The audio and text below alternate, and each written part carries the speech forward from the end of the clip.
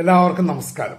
The Kerala story 2 വിവാദങ്ങളെ തുടർന്ന് വെള്ളിയാഴ്ച വൈകുന്നേരം റിലീസായ പടം കേരള സ്റ്റോറി 2 ഞാനും പോയി കണ്ടു. ഇന്നലെ വെള്ളിയാഴ്ച റിലീസാവുന്ന ദിവസം തന്നെ കാണുന്നുണ്ടായിരുന്നു. എന്നാൽ ബഹുമാനപ്പെട്ട കേരള ഹൈക്കോടതി സിംഗിൾ ബെഞ്ച് റിലീസിംഗ് തടഞ്ഞത് കാരണം അത് കാണാൻ പറ്റിയില്ല. പകരം ബഹുമാനപ്പെട്ട കേരള ഹൈക്കോടതി ഡിവിഷൻ ബെഞ്ച് ആ സിംഗിൾ ബെഞ്ചിന്റെ ഉത്തരവ് സ്റ്റേ ചെയ്ത് വൈകുന്നേരം സ്റ്റേ ചെയ്തു. പിന്നെ പടം റിലീസായെങ്കിലും ചില പേഴ്സണൽ കാരണങ്ങൾ കൊണ്ട് വെള്ളിയാഴ്ച വൈകുന്നേരവും ശനിയാഴ്ചയും കാണാൻ പറ്റിയില്ല. പകരം ഇന്നലെ പോയി കണ്ടു. ഞാനും എന്റെ ഒരു ഫ്രണ്ടും കൂടിയാണ് പോയി കണ്ടത്.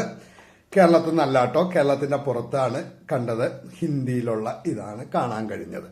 ദ കേരള സ്റ്റോറി 2 വളരെ വിവാദങ്ങൾ ഉണ്ടാക്കിയതാണ്. കേരളത്തെ അപമാനിക്കുന്ന പടമാണ്, കേരളം ഇങ്ങനെയല്ല എന്നൊക്കെ പറഞ്ഞുകൊണ്ട് വളരെ വിവാദം വന്ന ഒരു പടമാണ്. അപ്പൊ എന്താ ഇതിലെ വിവാദം എന്ന് അറിയാനും കൂടിയാണ് ഞാൻ ആ പടം പോയി കണ്ടത്.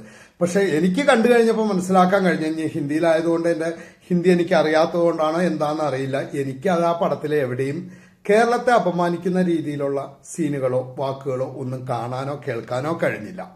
അത് പ്രത്യേകം പറയേണ്ട, എനിക്ക് ഹിന്ദി അറിയാത്തതുകൊണ്ട് നിങ്ങൾ പറ്റിയതാണോ അത് അറിയില്ല. എന്തായാലും അങ്ങനെ എന്തെങ്കിലും ഉണ്ടെങ്കിൽ ഈ വീഡിയോ കാണുന്ന മാന്യ പ്രേക്ഷകരെ ആരെങ്കിലും ആ പടം കണ്ടിട്ട് ഇന്നയിടത്ത് കേരളത്തെ അപമാനിക്കുന്നു എന്നൊക്കെ പറഞ്ഞുകൊണ്ടുണ്ടെങ്കിൽ ഒന്ന് അയച്ചു തന്നാൽ വളരെ ഉപകാരമായിരുന്നു. കാരണം എനിക്ക് എന്റെ ഹിന്ദിയിലെ അറിവില്ലായ്മ കൊണ്ടായിരിക്കാം എനിക്കൊന്നും മനസ്സിലാവാതിരുന്നത്. ഓക്കെ, പിന്നെ ഈ പടം ശരിക്കും പറഞ്ഞു കഴിഞ്ഞാൽ 3 പെൺകുട്ടികളുടെ വ്യത്യസ്ത സ്റ്റേറ്റുകളിൽ നിന്നും വന്ന 3 പെൺകുട്ടികൾക്ക് ഉണ്ടായ ദുരവസ്ഥയുടെ കഥയാണ് ദ കേരള സ്റ്റോറി 2.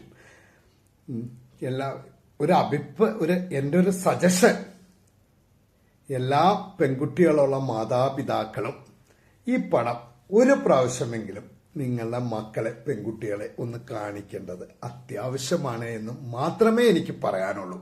പിന്നെ ദ കേരള സ്റ്റോറി 2 അതിൽ ചെറിയ പേരിൽ വേണമെങ്കിൽ ഒരു ചെറിയ മാറ്റം വരുത്താം. ദ കേരള സ്റ്റോറി 2 എന്നുള്ളതിന് പകരം ദ റിയൽ സ്റ്റോറി എന്നാക്കുകയാണെങ്കിൽ കുറച്ചും കൂടി നന്നായിരുന്നു. എന്തിനാണ് ഇവർ കേരള സ്റ്റോറി 2 എന്നിട്ടെന്ന് അറിയില്ല. ദ റിയൽ സ്റ്റോറി എന്നായിരുന്നെങ്കിൽ കുറച്ചും കൂടി ആ പടത്തിന് ചേരുന്നതായിരുന്നു. പിന്നെ സിനിമയായി കണ്ട് ആവിഷ്കാര സ്വാതന്ത്ര്യത്തോടെ അത് കാണുക, അതിനെതിരെ ഇങ്ങനെ പ്രകടനവും സിനിമ പ്രദർശിപ്പിക്കുന്ന തിയേറ്ററുകൾക്കെതിരെ ഒക്കെ പ്രതിഷേധവും ബാനറുകളൊക്കെ വലിച്ചു കീറുന്നത് വളരെ മോശമാണ്. ഇത് റിലീസായ 2 ദിവസം, വെള്ളിയാഴ്ച വൈകുന്നേരവും ശനിയാഴ്ചയൊക്കെ കേരളത്തിലെ ചില യുവജന സംഘടനകളൊക്കെ ഇതിനെതിരെ പ്രതിഷേധവും പടം കണ്ടുകൊണ്ടിരുന്നവരൊക്കെ ഇറക്കി വിടണമൊക്കെ കണ്ടിരുന്നു.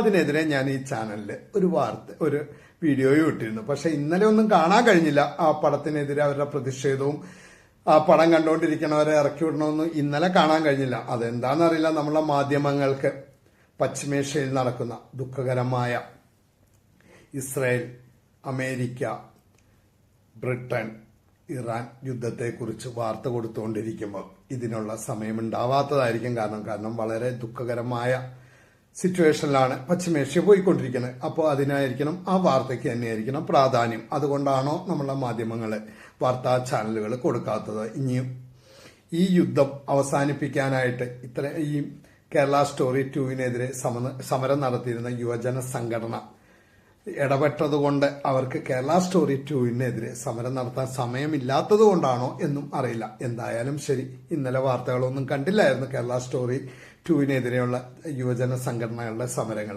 ഒന്നുമില്ലെങ്കിൽ അവര് പശ്ചിമേഷ്യയിലെ യുദ്ധം നിർത്തുവാനായിട്ട് പോയിട്ടുണ്ടായിരിക്കാം, അല്ലെങ്കിൽ അവരുടെ സമരങ്ങൾ നമ്മളെ മാധ്യമങ്ങൾ കൊടുക്കാത്തതായിരിക്കാം. അതെന്താണെന്ന് അറിയില്ല. എന്തായാലും ഇന്നലെ കാണാൻ കഴിഞ്ഞില്ല എന്നും മാത്രം.